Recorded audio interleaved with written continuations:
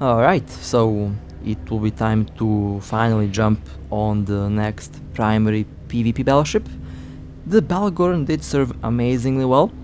I still plan to fly this ship. After all, a lot of players still want to try and kill the Balgorn. Well, I'll still give them a chance to do that. Now, let's go towards the Hyperion. And I just realized I still haven't sold the loot from a couple weeks ago. I did say that I will sell it, but I still didn't for some reason. So this is the Hyperion. Surprisingly, this is not a faction battleship. Usually most of my ships that you have seen here were faction ships. I like faction ships, but this is the first non-faction ship that I will fly as my main battleship in a very long time, to be honest. So I followed the same fitting principle that I had on the Balgorn, did learn a lot from the Balgorn, and I applied that knowledge onto the Hyperion, and I created a monster. Now let me show you some of the nanocores first. I still don't have a core on the Hyperion, working towards my first one. This is going to be the first core that I will get. We'll be using the armor attribute as the main attribute, and of course the secondary attributes will be focused towards armor repair. I want to improve the armor repair cycle, and of course I want to improve the armor repair amount, which is very important on this ship. After all, the Hyperion has a very decent bonus on armor repair. It's literally the best active armor tank currently in the game, and I would really like to take good advantage of that bonus. Now, as you can see, I really don't have any core at the moment. That includes blue or green cores, basically flying the ship without a core until I get the first nano core. So, would also be interesting to see how much tanky can I get the Hyperion with the core. As for the weapons, well, currently I use the subdued blasters or subdued railguns. I like to call them blasters, it's easier. Although I'm thinking if I should use these rifled railguns, they have decent range. The Hyperion mainly suffers from a very poor range on the blasters, and it's not the fastest ship. Basically, I can swap one of the modules for an afterburner or micro updrive, but I would hurt the tank a little bit, and I don't want to hurt the tank, so I keep the ship as it is, like the current build. 7.2 optimal range with the subdued railguns, while the other ones have around 36 km range. A good difference, and that can be quite noticeable in active use. Well then, I did say that this is extremely tanky, and well, time to show you how tanky this Hyperion is. So, the first little test is against a Dreadnought, a very skilled Dreadnought at that. I think they have over 20,000 DPS, which is a little bit too much for this ship, but it will offer a good test, and a good test to actually show you how much it can repair. This is with 3 armor repairs, and as you can see, I can take a couple hits from the revelation, although they're going through the tank a little bit.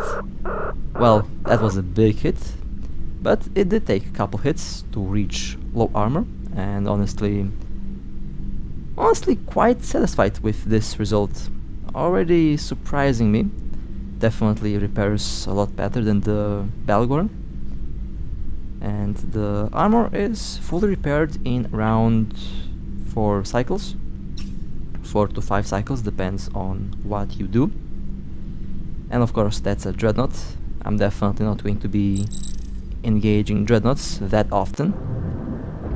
For the second test, a little bit more realistic, we have a carrier, and the carrier also has pretty decent DPS.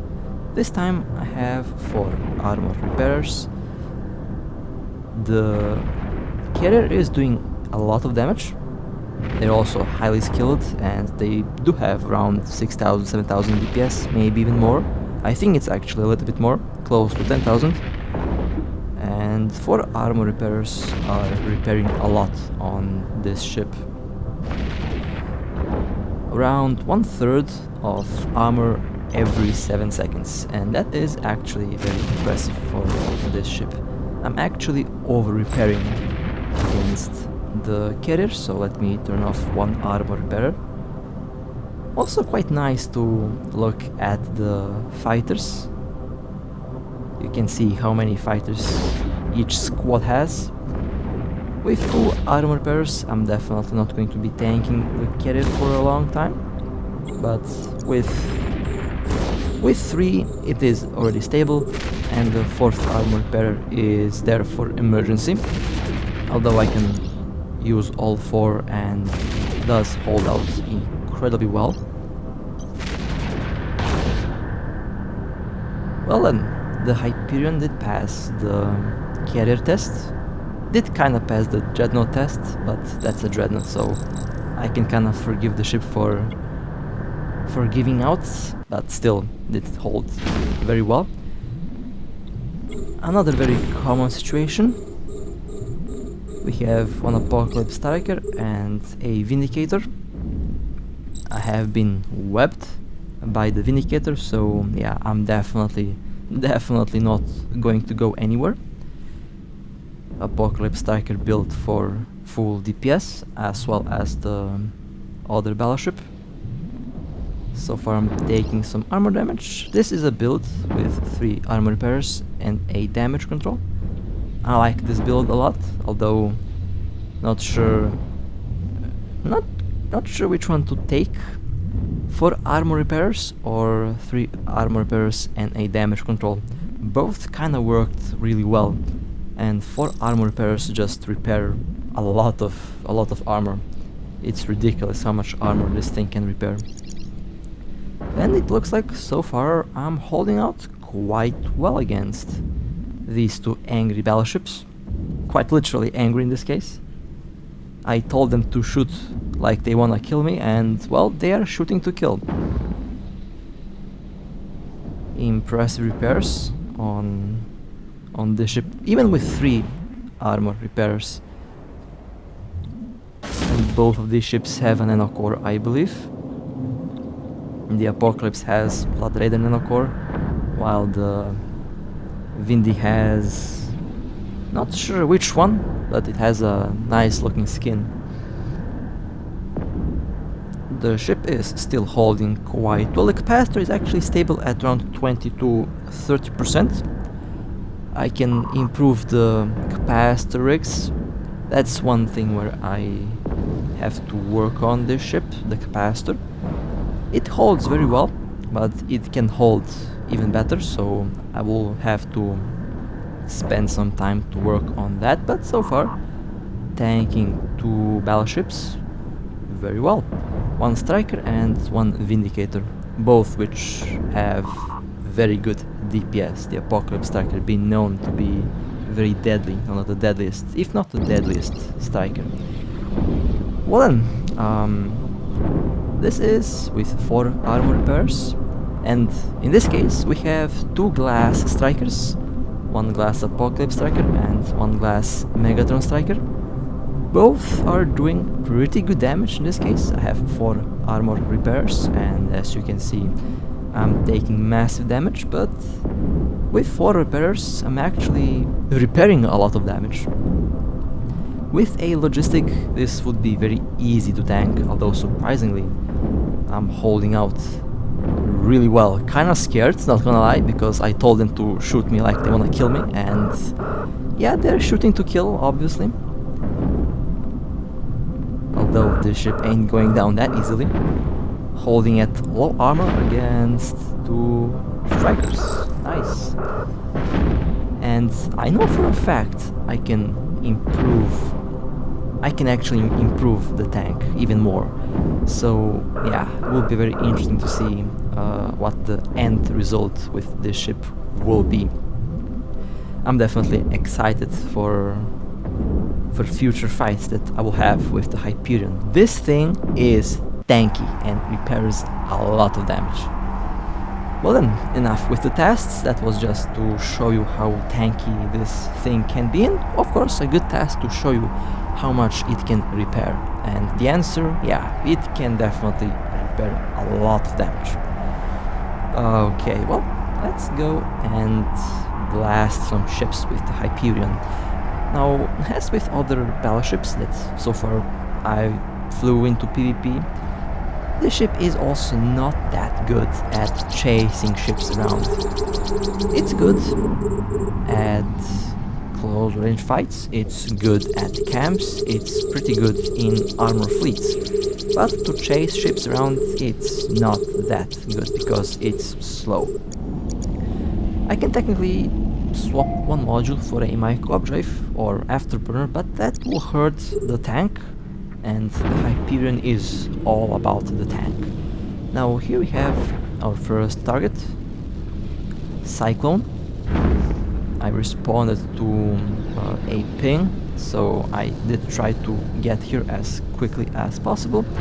Thankfully, I did warp on time, although I have to say, surprisingly, this ship is faster than the Balgorn. The Balgorn still has the first spot on the slowest battleships that I have ever flown. The Hyperion is actually not that slow, but it's not that fast as well. The Cyclone has been destroyed. Very nice. Glad that I did warp on time. And well, now it's time to return back and hold position. So far, a pretty decent start. The skills could definitely be improved. Speaking of skills, well, we have a fleet jumping us, you know, the usual stuff.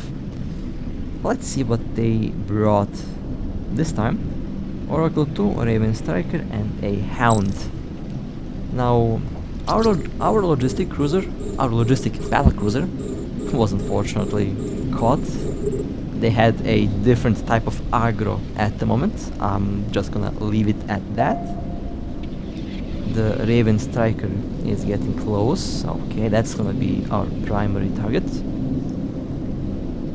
The Raven will be the primary target. I have been webbed. Okay.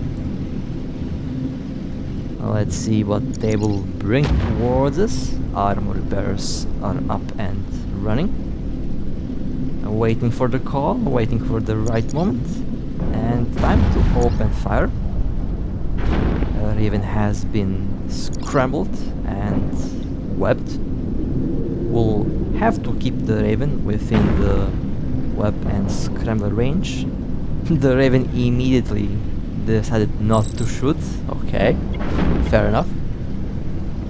Makes my job easier. There is a Daredevil, another Raven, and a Oracle. Alright, not bad. The Raven still scrambled, still webbed. I'm not taking any damage at the moment.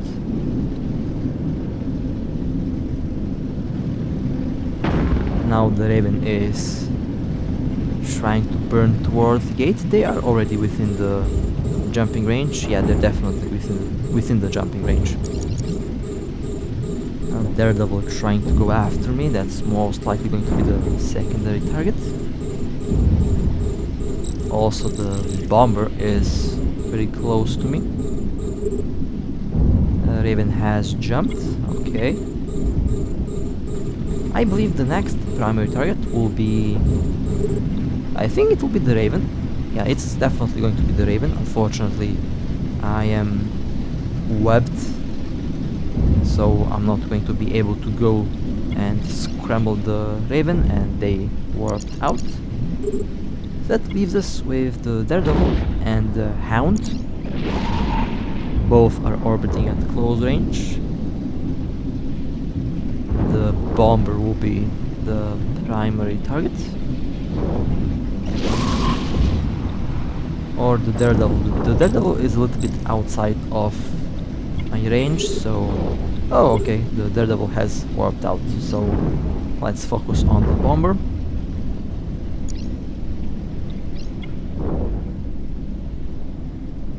and the bomber got deleted. Nice.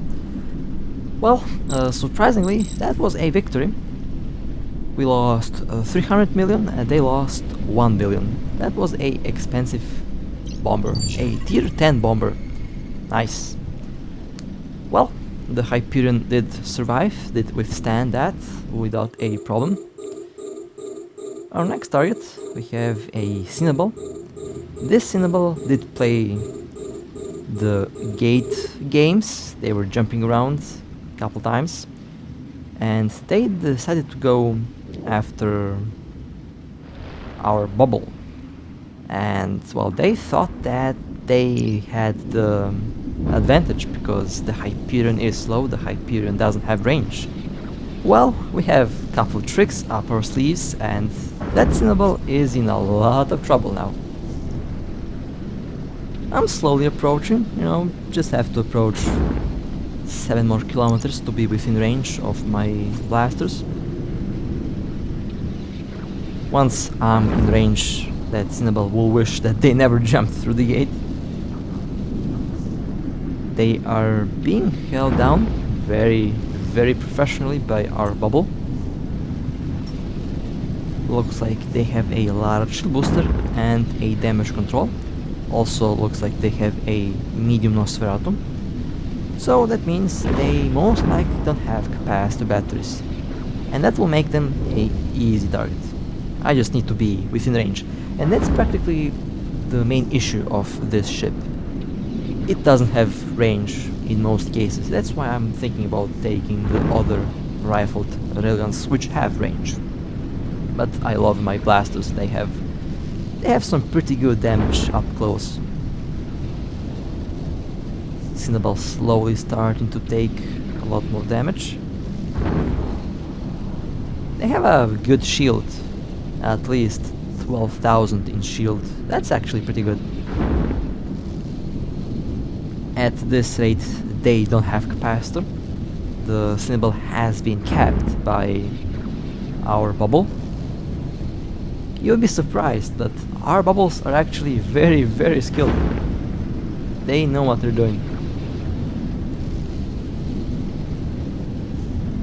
Now the Cinnabal is panicking and they're shooting at the Hyperion, but that's not gonna work.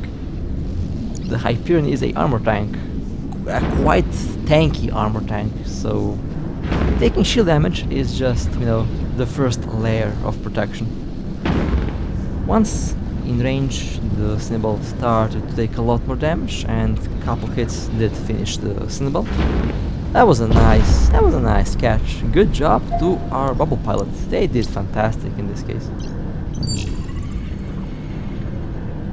Alright, well then, that was a nice Cinnabal. Our next target, we have a Murderant Command.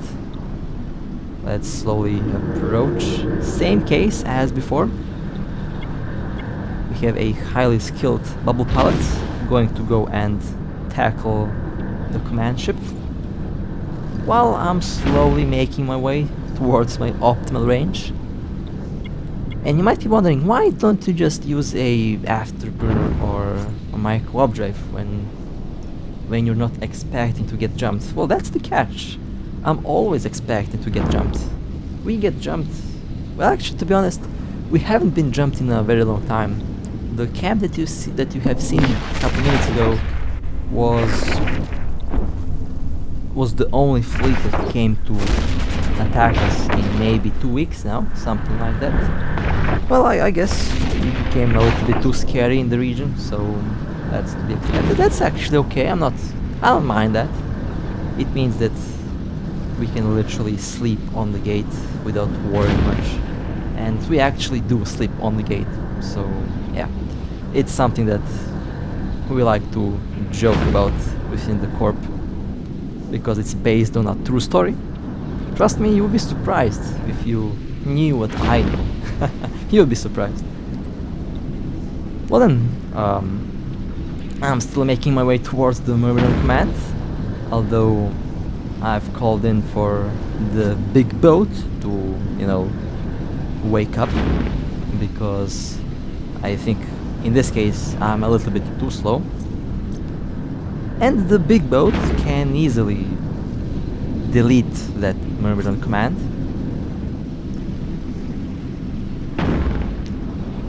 Yeah, now I'm giving the... And there is the big boat, right on time. Although I'm getting within range, but why not do something silly? And why not see how many hits it will take for that big boat to shoot down a command battlecruiser. My apologies. It's a command battlecruiser. They have a good armor tank, a very good armor tank. They are repairing a lot. It is a Myrmidon after all. They have very good armor repair, like the Hyperion. It is practically the battlecruiser version of the Hyperion.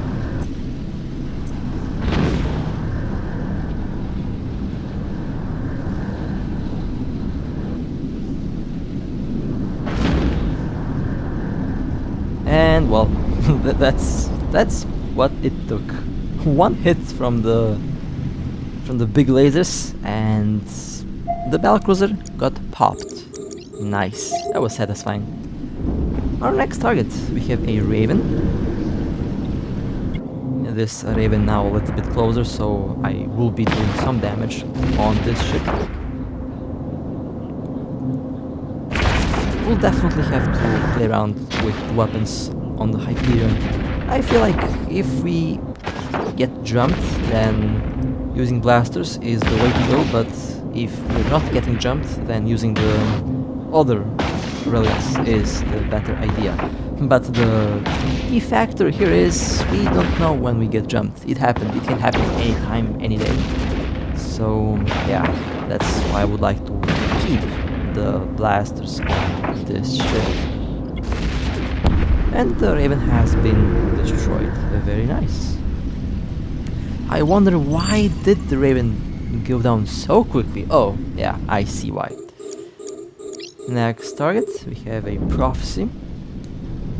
You know, when I shoot a Prophecy, I just can't help but think about how many Prophecies I shot until now. The number is in the 5,000s probably, I don't know, a lot of Prophecies. At one point, my battlecruiser combat log was filled with prophecy after prophecy after prophecy. So many prophecies, was ridiculous. Very popular ship. Very popular and a very good ship. Can even work as a alpha clone, which is very important.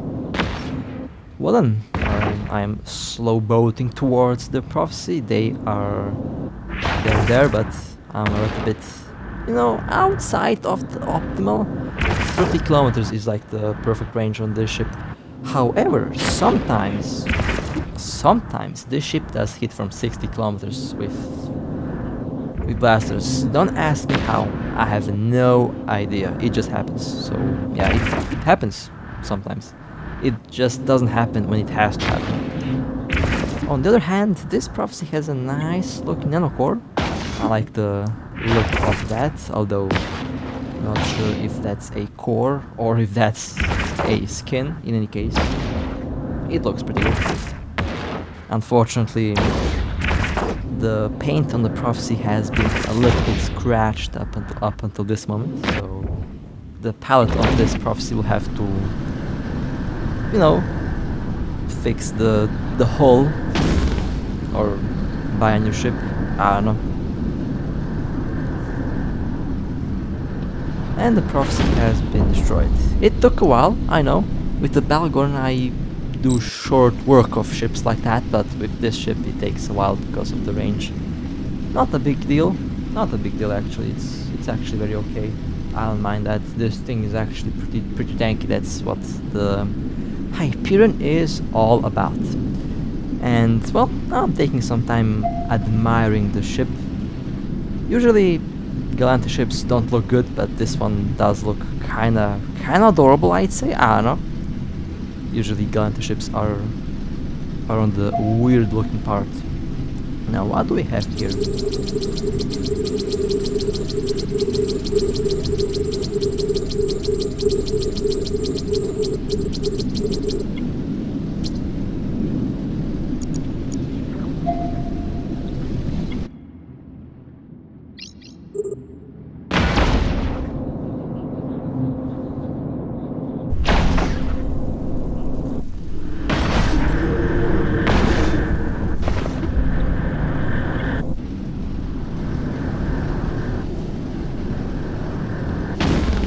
That's the thing that I like about this ship. Once in range, it rains down hell, and I love it.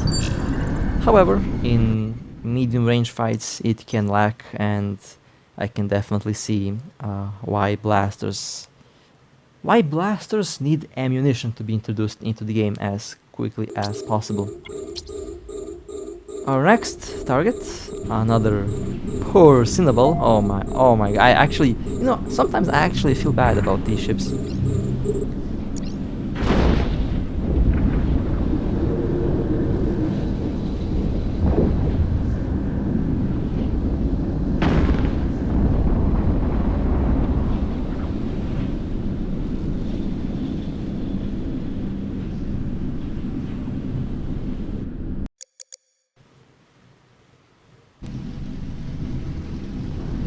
Our next target, we have a RB Tops.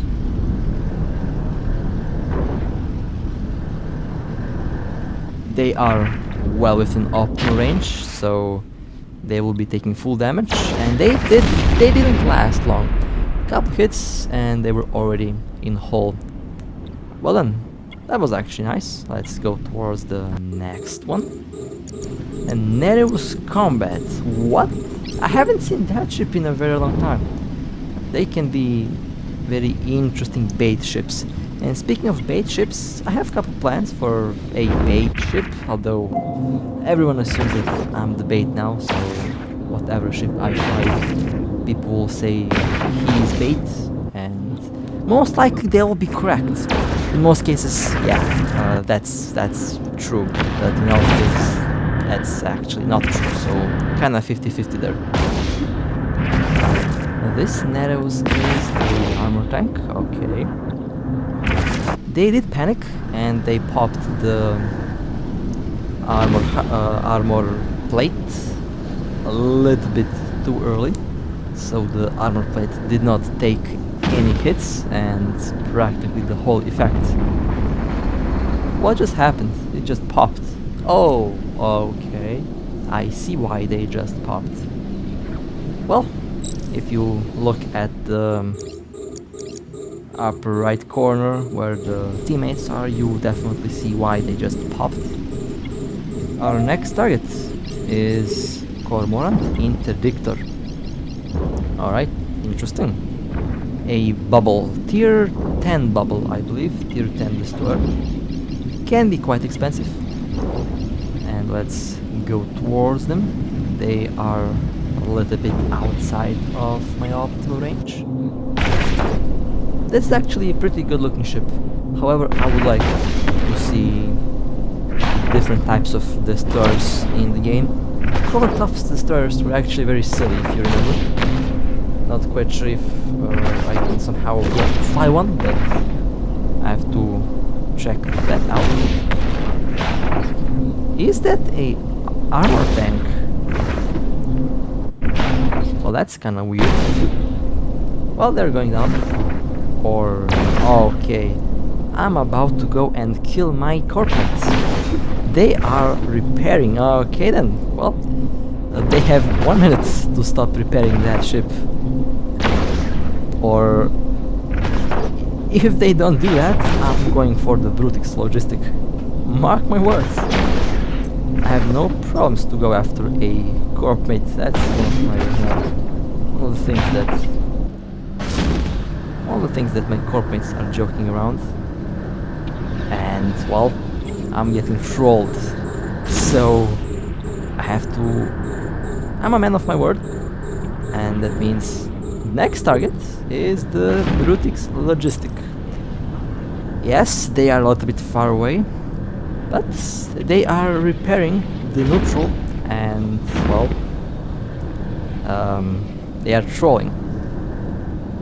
Now, I know he is probably rolling on the floor watching this, but oh man, kind of salty to be honest, because I cannot hit that Cormorant, and he is repairing the Cormorant. Well, let's go towards the logistic then. It will take a while though, 74 kilometers. But I will approach. I hope that he's watching the distance, because the Hyperion might be slow, but it's slowly creeping up on that battlecruiser.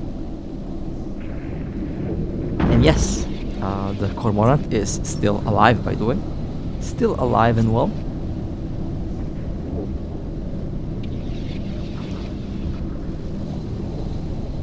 No, probably, I would probably leave the chat, just to let you read, might be funny. This is one of those moments that are extremely funny, and well, not quite sure how many of you are laughing at this moment. My corp mates are definitely laughing, that's for sure. That interdictor still alive. Well, I know someone is about to lose a battlecruiser, a logistic battlecruiser to be precise. Although, I'll be honest, karma is a thing actually. And my corp mate would definitely get what I'm saying here. Well, that's good. The Cormorant has been destroyed. Now the next target is still the logistic. I'm still going to go and shoot that loggy down. Oh, and they noticed that I'm approaching them. Okay, fair enough. There is always next time, always next time. Alright, jokes aside, that was a funny moment that I wanted to share with you. Our next target, we have Bellicose cover tops. Okay. No Sino open, so that's good. I mean, I wish that they opened Sino, that's when the fun begins. But unfortunately that wasn't a Sino cover tops, and they got destroyed very easily. And towards the next Bellicose cover tops, something about blasting these cover tops cruisers is satisfying. Especially if it's a Bellicose cover tops, that's extra satisfying to blow up. Is this going to be Sino? Well, looks like it's not going to be Sino, unfortunately.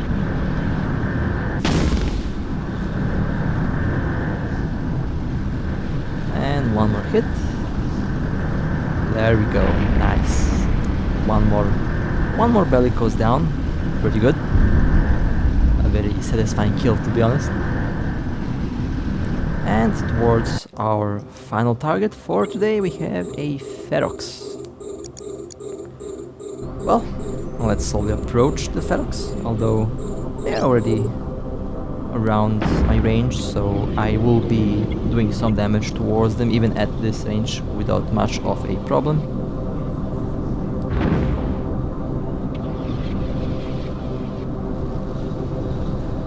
Slowly the Ferox is going down. As I'm getting closer, my damage will exponentially grow. Kinda scary if you think about it. A wiped down target will have to watch helplessly as the ship slowly approaches them from 40 kilometers. Or in some cases, they don't and they get destroyed from 40 kilometers. Very funny when that happens. It's funny how it never happens when it needs to happen. But I guess that's just, my luck sometimes. And that was also a very nice kill. Well then, that was the first action that the Hyperion did see. Oh man, let me tell you, I'm very excited to see, in what other future fights I'll get with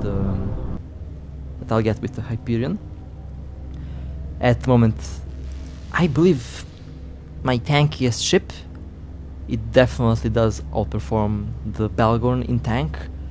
Glad that I did learn a lot on the Belgorn. It's funny how I used that super expensive ship to learn how to build a active armor tank, and then I get a cheaper active armor tank ship that's meant for active armor tanking, and I applied the knowledge that I learned from the Balgon, and well, this is what I built. I built a monster, and honestly, very glad that I did so. Well then, hope that you enjoyed. Hope that hope that this little roam was fun. I'm definitely looking forward for more more camps to crash with this ship. That's the main goal for the Hyperion. And with that being said, stay safe, fly safe, and I'll see you next time.